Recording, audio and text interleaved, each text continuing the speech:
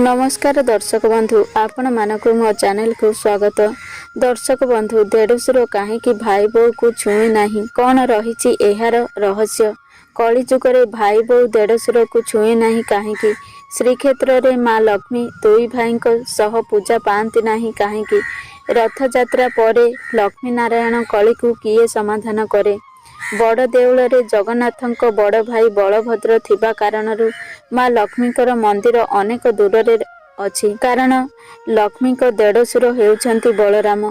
किंतु मनरे प्रश्न उठे भाई बो देढ़शुर को छुईबा को बारण करा जायछि। एही प्रसंग त्रेतय युगर श्रीराम अवतार कहानी अटे। रामायण रे लक्ष्मण चरित सेवा और आदर्श रे परिचित। वनवास समय रे लक्ष्मण भाउज माता सीता पाखापाखी रहिथिले मध्य केबे सीता मुख मध्य देखि नथिले कि सीता छुई नथिले। भाउज को इष्ट देवीर सम्मान देई 14 वर्ष काल वनवास अतिबाहित करथिले। सीतांकर अग्नि परीक्षा समय रे लक्ष्मण कहिथिले मु जदि बड़ भाई होइथांती एही अन्याय अधर्म रे अस्त्र उठाइबाकू पछई नथांती। श्रीराम लक्ष्मण को द्वापर युगरे बड़ भाई हेबार वरदान देइथिले। रामचंद्र आदेश देइथिले जेतेबेले माता को घन जंगल रे छाड़ी देबा पाई लक्ष्मण कहिथिले मु जदि बड़ भाई होइथांती ताहाले मु तुमर आदेश मानिबाकू बाध्य होई नथांती। से जो रामचंद्र वरदान देइथिले कली युगरे बड़ भाई हेबा पाई।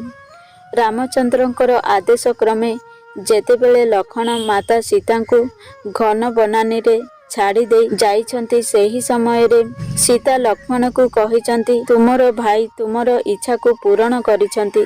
कली युगरे तुमे बड़ भाई हेले तुमे मोर देढ़शुर हेबो। त्रेतया युगरे तुमे मते जेपरी सम्मान देइछ कली युगरे मु तुमर सेही परी सम्मान देबी। तुमे सीतार मुह को दर्शन करिनाह मु कली युगरे महालक्ष्मी रूपे तुमर मुह को दर्शन करिबी नाही। ओढ़ना भितरे मुह लुचाई बहुर परिचय देवी। तुमे सीतार पाद को दर्शन करी प्रणाम करिछ। लक्ष्मी नारायण कली समय रे तुमे बलभद्र होई जेबे कली समाधान करिबो मु महालक्ष्मी होई तुमर पाद को दर्शन करी प्रणाम करिबी। तुमे सीता को सम्मान देई छुई नाह मु महालक्ष्मी होई तुमको छुई भी नाही।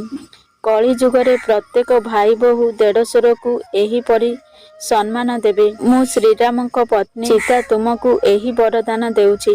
त्रेतया युगरे लक्ष्मण को देइथिबा वरदान आजि कली युगरे परंपरा होई चालुअछि। महालक्ष्मीकर आदेश रे अनुप्राणित होई समस्त नारी भाई बहु होई देढ़शुर को छुअंती नाही एवं ओढ़णारे मुह लुचाई थांती।